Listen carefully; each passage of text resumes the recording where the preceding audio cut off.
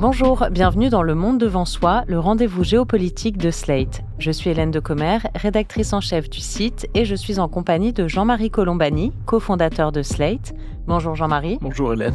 Et d'Alain Frachon, éditorialiste au Monde et spécialiste des questions internationales. Salut Alain. Salut Hélène.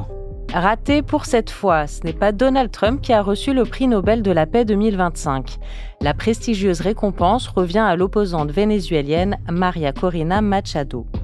Le président américain en rêvait pourtant, et il faut bien reconnaître que c'est lui qui a permis l'entrée en vigueur d'un cessez-le-feu à Gaza ce vendredi 10 octobre.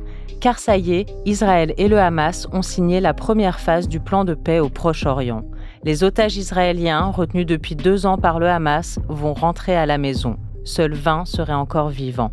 En échange, 2000 prisonniers palestiniens vont être libérés. Ce vendredi matin, l'armée israélienne a commencé à se retirer de plusieurs zones de la bande de Gaza et l'aide humanitaire devrait enfin rentrer de manière imminente. Alors, Alain, Jean-Marie, c'est un accord ratifié par le gouvernement israélien, mais ratifié sous forte pression américaine. Oui, et il a même fallu que les États-Unis mobilisent le gendre du président, Jared Kushner, que les Israéliens connaissent bien, que l'équipe de Netanyahou connaisse bien, pour exercer une ultime pression sur la coalition de droite et d'extrême droite de Benyamin Netanyahou. Ils se sont invités à un conseil des ministres extraordinaire tenu par le gouvernement israélien, et l'accord que vous avez évoqué tout à l'heure a été signé dans la nuit de jeudi à vendredi. Alors, ça vaut le coup de s'intéresser sur la forme diplomatique que cette affaire a prise.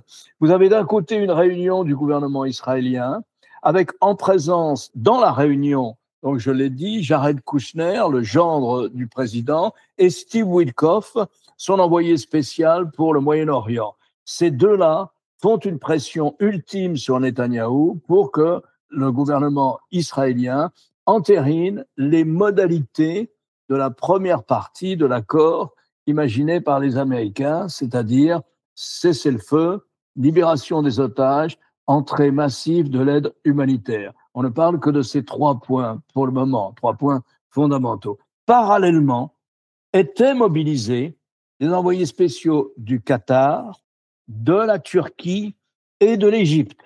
Et eux faisaient pression sur le Hamas pour que le Hamas accepte les paramètres définis par les États-Unis, ou pour qu'on s'entende. Vous avez donc eu une double pression, d'un côté une pression spécifiquement destinée à Netanyahou, et de l'autre côté une pression exercée par la Turquie, l'Égypte et le Qatar sur la partie arabe, et particulièrement sur les représentants du Hamas. Ça s'est passé, cette partie-là, à Sharm el-Sheikh.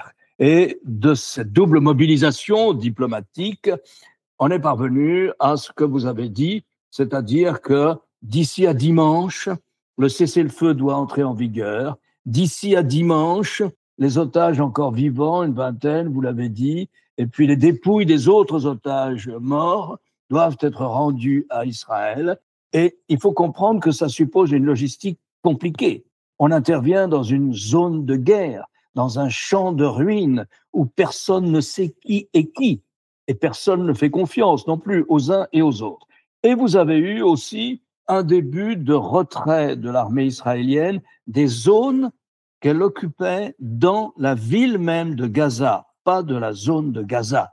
Et donc, petit à petit, on doit aller vers la libération, vers le retrait de l'armée israélienne sur une ligne définie par les États-Unis. Et je précise bien, il ne s'agit pas d'un retrait de l'armée israélienne de la bande de Gaza, mais d'une ligne définie comme une sorte de ligne de cessez-le-feu à l'intérieur de la bande de Gaza, et vous verrez que c'est important. Et puis l'aide humanitaire doit arriver plus massivement. Ce matin, par la frontière égyptienne, sont arrivés 300 camions. Il en faudrait de 600 à 1000 par jour pour venir au secours d'une population qui est dans un état humanitaire de dévastation à peu près totale. Donc voilà la situation en ce qui concerne les modalités d'application de la première partie du plan de paix américain. Alors pour rester sur la problématique Trump, interrogé sur ce que serait l'attitude israélienne dans les heures qui viennent, Donald Trump a dit: «Mais de toute façon, Netanyahou n'aura pas le choix». Qu'est-ce que ça veut dire? Qu'est-ce que ça peut vous recouvrir comme pression? Ensuite, on pourra se demander pourquoi Donald Trump n'est pas intervenu plus tôt, parce que plus tôt, ça fait 3 ans que la guerre dure pratiquement, et il y a quand même, je ne sais plus, 68 000 ou 70 000 morts recensés à Gaza d'après les Nations Unies, enfin d'après les Nations Unies qui reprend les chiffres du Hamas. La plupart des observateurs qui ont suivi le déroulement des tentatives politico-diplomatiques pour arriver à interrompre, à mettre un terme à la tragédie de Gaza, consécutive au massacre du 7 octobre 2023, perpétré par le Hamas, la plupart de ces gens-là disent que cet accord-là, il était sur la table dès le mois de janvier. Mais que Trump, à ce moment-là, n'exerce pas suffisamment de pression sur Benjamin Netanyahou. Je crois qu'on pourrait répondre à Jean-Marie en lançant le débat suivant. À un moment, Trump est confronté à la réalité. Et il comprend que la réalité ne correspond pas à ses convictions. Il pensait que c'était Zelensky, le président ukrainien, qui empêchait toute possibilité de mettre fin à la guerre d'Ukraine. Et donc, il met toute la pression sur Zelensky en lui disant « Vous êtes fichu, vous n'avez aucune carte, on va arrêter de vous aider, etc. » Et puis Zelensky, naturellement, finit, et les Européens vont jouer un rôle très important dans cette histoire, par convaincre le président Trump que ce n'est pas le cas, que lui, il veut bien arrêter la guerre, et même immédiatement. Il veut bien arrêter la guerre immédiatement. Et c'est ce que lui disent les Européens. Trump n'est pas convaincu. Il va à Anchorage. Il déplie le tapis rouge pour le président Poutine. Il l'emmène dans sa limousine. Bref, il le sort de son statut de paria en l'accueillant comme un grand chef d'État, en l'accueillant avec tout ce qui vient, avec comme une sorte de mini-visite d'État à Anchorage. Et là va se passer quelque chose de très important. Trump rentre aux États-Unis, il est convaincu qu'il a séduit Poutine, et le soir même de cet entretien, Poutine lance une vague de bombardements sans précédent sur plusieurs villes ukrainiennes. Et là, Trump comprend que la réalité et le problème, c'est Poutine. Même chose en ce qui concerne le drame de Gaza. Dans le drame de Gaza, Trump est à fond depuis janvier qu'il entre à la Maison-Blanche. Il est à fond avec Netanyahou. Netanyahou, il l'aime bien. C'est un homme comme lui. C'est un homme d'action. C'est un homme qui déteste la gauche, etc. Il se reconnaît dans Netanyahou et il colle à Netanyahou. D'abord parce que son électorat colle à Netanyahou. Ensuite, parce que 25% de cet électorat, c'est-à-dire les chrétiens sionistes, comme on les appelle là-bas, les évangélistes, ça compte énormément et eux collent à Netanyahou. Et donc, au début, ils collent à Netanyahou. Et ils pensent que les pressions doivent être exercées uniquement sur la partie arabe et qu'au fond, Netanyahou va arriver à ses fins en bombardant systématiquement la bande de Gaza. Il se rend compte que ce n'est pas le cas. Quand ? Et là, c'est la date du 9 septembre. Contact avec la réalité. Le 9 septembre, Netanyahou, qui pense qu'il a une sorte de feu vert universel de la part du président américain, bombarde le Qatar. La chasse israélienne lance des roquettes sur un immeuble à Doha, la capitale du Qatar, pour tuer les représentants du Hamas palestinien qui ont négocié avec les États-Unis, qui ont négocié avec les services secrets israéliens, qui ont négocié avec les Israéliens, lesquelles négociations ont abouti à la libération de dizaines d'otages, souvenez-vous, l'an passé. Et là, Trump contacte avec la réalité. Il comprend que, au fond, le problème, c'est Netanyahou. Et que Netanyahou ait osé aller bombarder à Doha, un ami des États-Unis, un pays qui abrite la plus grande base américaine au Moyen-Orient, un pays qui a servi d'intermédiaire pour la libération des otages. À ce moment-là, il se dit, le problème, c'est Netanyahou. D'autant que la famille Trump est en business avec la famille royale du Qatar. D'autant que la famille Witkoff est en business avec la famille royale du Qatar. Alors là, il se dit qu'on ne peut pas laisser la bride totalement libre à Netanyahou, et que si on veut arriver à quelque chose à Gaza, il faut exercer autant de pression sur les uns que sur les autres. Dans le cas d'Israël, c'est assez facile. Israël, pour mener la guerre à Gaza, dépend d'un pont aérien quasiment hebdomadaire, voire quotidien, pour alimenter l'armée israélienne en roquettes, en missiles, tout ce que vous pouvez imaginer. Voilà où on en est. Je pense qu'on a assisté en 10 mois de Trump à la Maison-Blanche à ce que la réalité se venge sur les convictions qui étaient celles de Trump en entrant à la Maison-Blanche. Vous l'avez dit, Alain Frachon, hein, c'est bien uniquement la première phase du plan qui est approuvée et il y a encore beaucoup de choses à voir par la suite et à mettre en œuvre, notamment toute la question du désarmement du Hamas et du fameux retrait israélien dont, si je ne me trompe pas, la ligne, enfin le pourcentage de retrait n'est pas encore précisément défini. Vous avez aussi utilisé le mot de confiance et c'est la question que j'aimerais poser. Il faut quand même une bonne dose de confiance mutuelle entre les deux parties, entre les deux acteurs principaux pour continuer à avancer. Est-ce que vous pensez qu'entre le Hamas et Israël, il puisse y avoir cette confiance mutuelle? Est-ce qu'on peut, je ne sais pas, par exemple, imaginer que le Hamas rende les armes et finalement Israël derrière relance la guerre? Dans quel état d'esprit on est globalement? Zéro confiance. C'est pour ça que la modalité de ce qui doit nous attendre dans les jours qui suivent, les modalités sont fondamentales. Quand il s'agit de libérer des gens, de les remettre à l'armée israélienne, que l'armée israélienne les conduise à l'autre bout de la bande de Gaza, bon, c'est pas très important, mais absolument aucune confiance. Et c'est pour ça que la question des intermédiaires est si importante. Alors, les États-Unis ont voulu montrer qu'ils étaient sérieux. Ils ont dépêché 200 soldats américains. On ne sait pas trop où on va les mettre, où ils vont se mettre. Est-ce qu'ils vont aller dans la bande de Gaza? Est-ce qu'ils vont rester en Israël? Mais ils sont là pour surveiller que les modalités pratiques, si vous voulez, là on fait 25 mètres, là on en fait 50, là on en fait 200, etc., pour que les modalités pratiques soient prises au sérieux par les deux parties. Naturellement, il n'y a strictement aucune confiance. Et lorsque vous avez parlé du sort du Hamas, l'accord dit que le Hamas ne doit jouer aucun rôle militaire, évidemment, il a été défait, et il est défait dans la réalité. Il ne peut plus tirer une roquette, il n'a plus d'usine d'armement, et probablement plus de la moitié de ses combattants, il devait être à peu près 20 000, ont été tués. Donc il est défait militairement et il ne doit jouer plus aucun rôle politiquement. Les armes doivent être remises, on ne sait pas encore à qui, mais on a quelques idées quand même là-dessus. Les armes doivent être remises, telles qui restent. Le Hamas veut garder ses armes individuelles et le marché, si on peut appeler ça un marché, c'est un ultimatum concernant la direction du Hamas, mais personne ne sait plus trop qui est la direction du Hamas et est-ce qu'il y a de nouveaux dirigeants, on ne sait pas trop qui ils sont. Elle a le choix entre se rendre ou bien partir à l'étranger.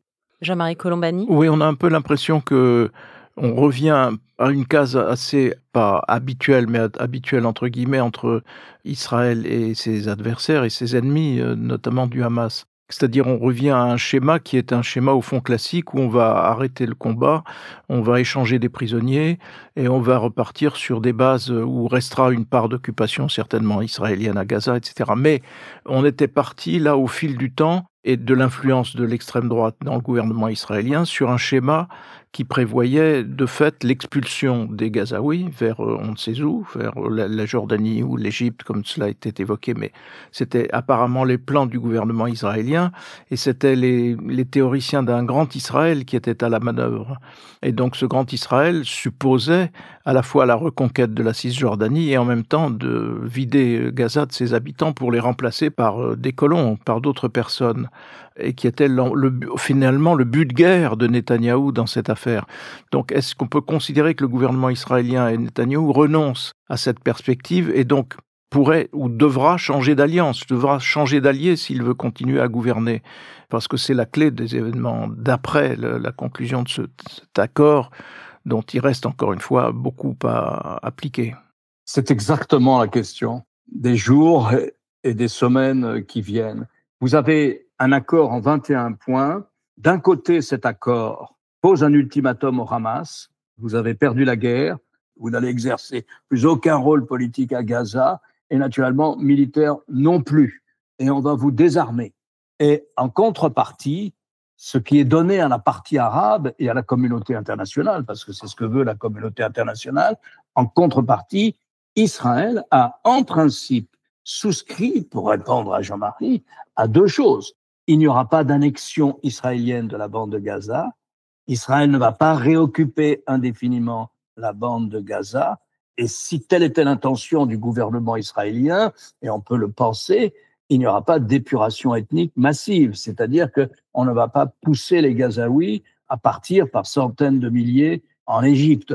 Donc sur tous ces points-là, l'accord en question suppose que les concessions israéliennes, au moins sur le papier, pas d'annexion, pas d'épuration ethnique, et même l'accord dit expressément, nous allons encourager les Gazaouis à rester sur place. Donc tout ça, c'est une défaite politique pour toute une partie de la droite israélienne et de la majorité actuelle. Et d'ailleurs, un des ministres du gouvernement Netanyahou, un des ministres d'extrême droite, a voté contre le plan. Bien sûr. Alors, ils n'osent pas trop provoquer les élections législatives anticipées en quittant la coalition, si vous voulez, parce que les partis les plus à droite qui font partie de la coalition, parce que les sondages leur prédisent une défaite très forte. Vous savez, c'est un scrutin proportionnel et pour avoir des représentants à la Knesset, il faut au moins avoir 2,5% d'électorat. S'il y avait des élections demain, aucun de ces partis extrémistes n'aurait 2,5% de l'électorat.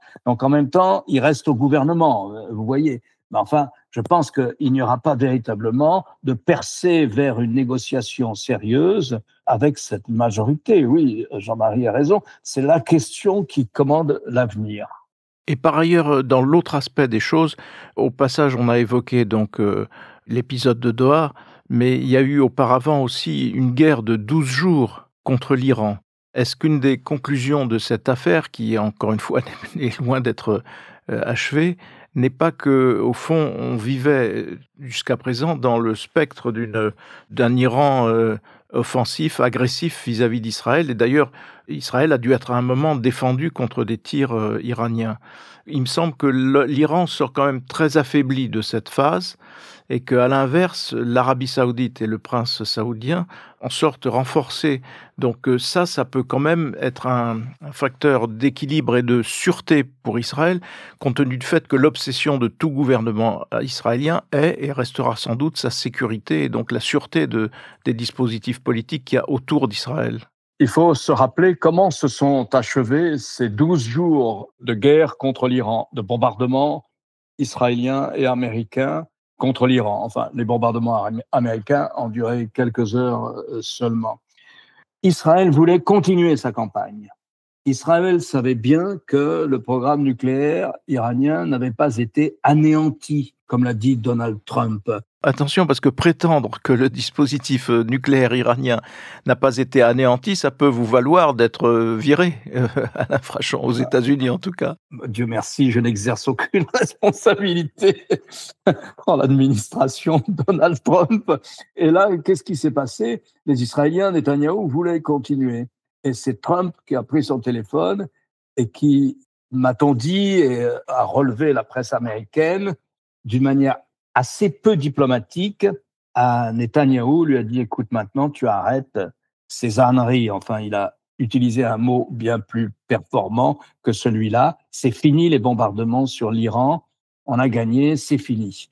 En fait, c'était pas fini, mais ça montrait déjà une sorte de crise de confiance entre Netanyahou et Trump. Laquelle crise de confiance sera confirmée par le bombardement sur Doha.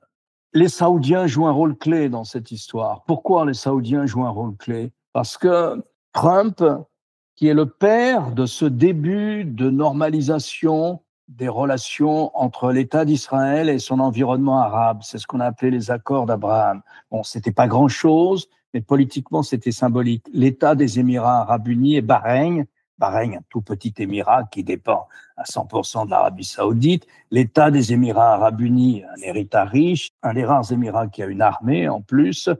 Ces deux pays donc ont noué des relations diplomatiques. Il y avait aussi le Maroc et le Soudan, mais ceux-là sont très loin de la ligne de front. Mais le véritable espoir qu'entretenait Trump et qu'a aussi tenté d'exploiter, de cultiver Joe Biden, c'était d'établir des relations diplomatiques, il n'y en a jamais eu, entre l'Arabie saoudite, qui est le leader du monde arabe sunnite et qui est un pays qui compte dans l'ensemble arabo-musulman dans la mesure où il abrite les lieux saints de l'islam. L'idée, c'était qu'il faut que l'Arabie saoudite noue des relations diplomatiques avec Israël. Bon, tout ça, il y avait un tas de conditions. Mais c'est vrai que l'Arabie saoudite, c'est le pays qui va compter le plus, avec l'Égypte, mais pour des raisons différentes. C'est le pays qui va compter le plus parce que s'il n'y a pas de deuxième volet du plan Trump, il n'y aura pas de normalisation entre l'Arabie saoudite et Israël. Tant qu'un deuxième volet du plan Trump, qui est le plan pour la paix, une paix qui dure un peu, comme il y a eu la paix entre l'Égypte et Israël, comme il y a eu la paix entre la Jordanie et Israël, eh bien, tant qu'il n'y a pas ça sur les rails, sérieusement, avec un interlocuteur palestinien qui ne peut être que l'autorité palestinienne, et non pas le Hamas, mais une autorité palestinienne. Si vous voulez, l'autorité palestinienne, c'est la deuxième branche du mouvement national palestinien. C'est la branche traditionnelle, c'est le Fatah. Eh bien, tant qu'il n'y aura pas de négociation sérieuse entre les deux parties, il n'y aura pas de normalisation des relations diplomatiques avec l'Arabie saoudite. Et donc, on voit bien le poids qui est celui des Saoudiens pour la suite des événements. La suite des événements, on n'y est pas. Alors, je vous rappelle que hier, Trump a fait des déclarations trumpissimes, puisqu'il dit « nous avons créé la paix ». Il pense qu'il a créé la paix au Moyen-Orient. Bon, à nouveau, il va avoir un problème avec la réalité. Et il a dit ça, et il a ajouté « je pense que ce sera une paix durable, une paix éternelle, au sens biblique du terme, infini ». Eh bien, on n'en est pas là, bien entendu. On n'en est pas là et on continuera à suivre l'évolution de la situation pour voir si on y arrive à cette paix pour de bon avec ou sans Donald Trump. Merci beaucoup Alain Frachon, merci beaucoup Jean-Marie Colombani et à défaut de vous remettre le prix Nobel de la paix, je voulais vous féliciter parce que c'est aujourd'hui le 300e épisode du Monde devant soi. Merci beaucoup pour votre ténacité. Moi, je pense que cela aurait dû nous valoir le prix Nobel à Jean-Marie et à moi. Absolument. Je vais déposer votre candidature pour l'année prochaine. On aurait pu être 4 au Nobel. On va déposer une candidature, sans faute. Merci en tout cas, Hélène. Merci, Hélène. À la semaine prochaine. Le Monde devant soi est un podcast produit par Slate Podcast. Production éditoriale et présentation, Hélène Decomer. Prise de son, montage et réalisation, Aurélie Rodriguez.